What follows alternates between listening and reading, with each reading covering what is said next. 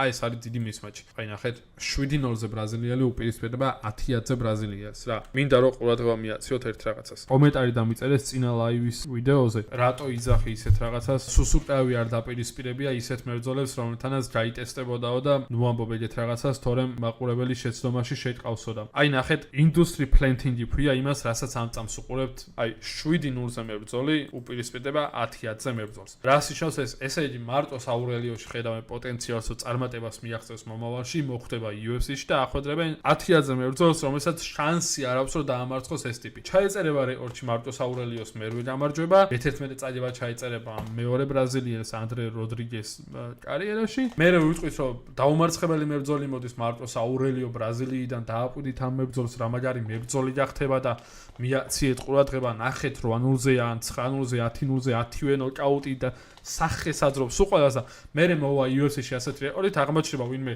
ნორმალურ მებრძოლს დაუპირისპირდება და აღმოჩნდება რომ მარტო საურელიო არც ისე კარგი მებრძოლია როგორც მისი რეკორდი მეუბნებოდა. ეს არის industry planting-ი. მაგას ვიძახდი წინა ვიდეოში სუსურტაევზე და გამოჩნდა რომ ნოლამა პირველ რაუნდში ისეთი წინააღმდეგობა გაუწია რომ ახლოს იყო დაფინიშებასთან სუსურტაევი და წააბო პირველი რაუნდი. სუსურტაევი ოდნავ მაღალი დონის მებრძოლს დაუპირისპირდება UFC-ში და თუ არ შეურჩევენ მეტოქეებს ისე რომ აუცილებლად უნდა მოიგოს სუსურტაევმა, სადღაცას გაიჭედება. იგივე დაემართება ყველა მებრძოლს, ვისაც ესე ურჩევენ მეტოქეებს UFC-ნდე ან UFC-შიც და ახვედრებენ ისეთ მებრძოლებს, რომლებიც გარანტირებულად წააგებენ მასთან. შესაბამისად, ეს არის industry planting-ი. ამას მინდა რომ ცალკე ვიდეო მიუძღვნა და მომავალში აგიხსნათ რა როგორ მუშაობს ბიზნესის თვალსაზრისით MMA-ში და უფრო მარტივი აღსაქმელი გახდება მაყურებლისთვის ბევრი რაღაცა ამ სპორტში. მოდი ნახოთ ვინ არის აბა ეს მარტო საურელიო ესეთი 10-ზე რო ახვედრებენ ტიპს. 3 გამარჯვება ნოკაუტით, 2 გამარჯვება submission-ით, 2 მოძება decision-ით. 6-0-ზე დაუპირისპირდა 5-3-ზე მებრძოლს, 5-0-ზე იყო და 5-1-ზე დაუპირისპირდა მებრძოლს, 4 გამარჯვება თქონდა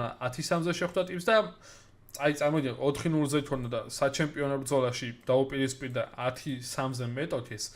ეხლა 7-0-ზეა რეკორდი და უპირისპირდება 10-ზე ტიპს. რა სიგიჟია რა, ანუ 3-0-ზე როცა ხარ 1-ზე უპირისპირდები, ცოტა გასაჯებია, იმიტომ რომ ნუ რეკორდს იბერავ თავიდან რა და გამოცდილება ჭირდება როცა მესამე ბრძოლას ატარებ MMA-ში პრო კარიერაში. თორე ნახე 1-0-ზე იყო ტიპი, 1-0-ზე იყო ტიპი წარმოგიდგენ და 4-1-ზე მეტოქეს დაუპირისპირდა, ანუ რა დონის სიგიჟია რა. 5-2-ზე ამა დაარძელა კარიერა, წააბო აურელიოსთან და მერე მოუდრო ორ კაცს. და ეს ერთ-ერთი ბრძოლა ჩაწყობილი იყო, თუ რატო წერია. Potentially ხო, აი ლეგიტიმაციის პრობლემა აქვს ამას. ძალიან ბევრია ესეთი ბრძოლა ჩანიშნული და ძალიან ბევრია ესეთი საეჭო მებრძოლი. მოდი კითხვა სინთაბავს რავთი.